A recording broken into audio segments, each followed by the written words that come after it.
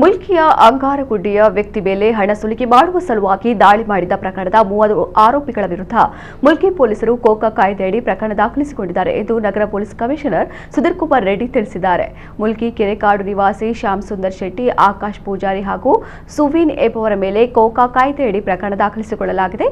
ಪ್ರಕರಣದಲ್ಲಿ ಭಾಗಿಯಾಗಿದ್ದ ಸುವೀನ್ ಮೇಲೆ 1 ಕೊಲೆ ಪ್ರಕರಣ, 2 ಕೊಲೆ ಯತ್ನಗಳು, 1 ಡಕಾಯಿತಿ ಮತ್ತು ಗಾಂಜಾ ಸಂಬಂಧ 1 ಪ್ರಕರಣಗಳು ದಾಖಲಾಗಿತ್ತು.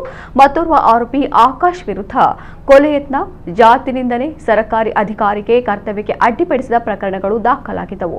ಇವರ ಮೇಲೆ ಹಲವು ಪ್ರಕರಣ ಬಾಕಿ ಇದ್ದವು. ಜನವರಿ 1ರಂದು ಆರೋಪಿಗಳು ಕಂಬಳದ ಕೋಣಗಳ ಮಾಲಕರಾಗಿರುವ ಅಂಗಾರಗುಡ್ಡೆಯ ಶಂಸು ಸಾಹೇಬ್ ಎಂಬುವರ ಕೋಣಗಳನ್ನು ಕಟ್ಟಲಾಗಿದ್ದ ಮನೆ ಮೇಲೆ ದಾಳಿ ಮಾಡಿ 50,000 ರೂಪಾಯಿ ನೀಡುವಂತೆ ಬೇಡಿಕೆಯನ್ನ ಇಟ್ಟಿದ್ದರು. ಅವರು ಹಣ ನೀಡಲು ನಿರಾಕರಿಸಿದಾಗ ಶಂಸು ಸಾಹೇಬ್ ಮತ್ತು ಮಗನ ಮೇಲೆ ದಾಳಿಯನ್ನ ಮಾಡಿದ್ದರು. ಶಂಸು ಸಾಹೇಬ್ ಅವರ ಮಗ ಸಹಾಬುದ್ದೀನ್ ಮುಲ್ಕಿ ಪೊಲೀಸ್ ಠಾಣೆಯಲ್ಲಿ ದೂರು ದಾಖಲಿಸಿದರು. ತನಿಖೆ ಕೈಗೊಂಡ ಪೊಲೀಸರು ಕೋಕಾ ಕಾಯ್ದೆಯಡಿ ಪ್ರಕರಣ ದಾಖಲಿಸಿಕೊಂಡಿದ್ದಾರೆ.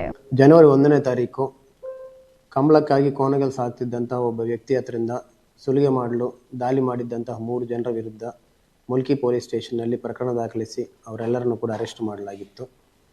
ಈ 3 ಜನರಲ್ಲಿ ಒಬ್ಬರ ವಿರುದ್ಧ 1 murder case, 2 attempt murder case, 1 dacoity case ಸೇರಿದಂತೆ 5 ಕೇಸ್ ಪೆಂಡಿಂಗ್ ಇತ್ತು. ಅದೇ ರೀತಿಯಲ್ಲಿ ಇನ್ನೊಬ್ಬರ ವಿರುದ್ಧ 1 307 ಕೇಸು, 1 ಅಟ್ರಾಸಿಟಿ ಕೇಸ್ ಸೇರಿದಂತೆ 3 ಕೇಸಸ್ ಪೆಂಡಿಂಗ್ ಇತ್ತು.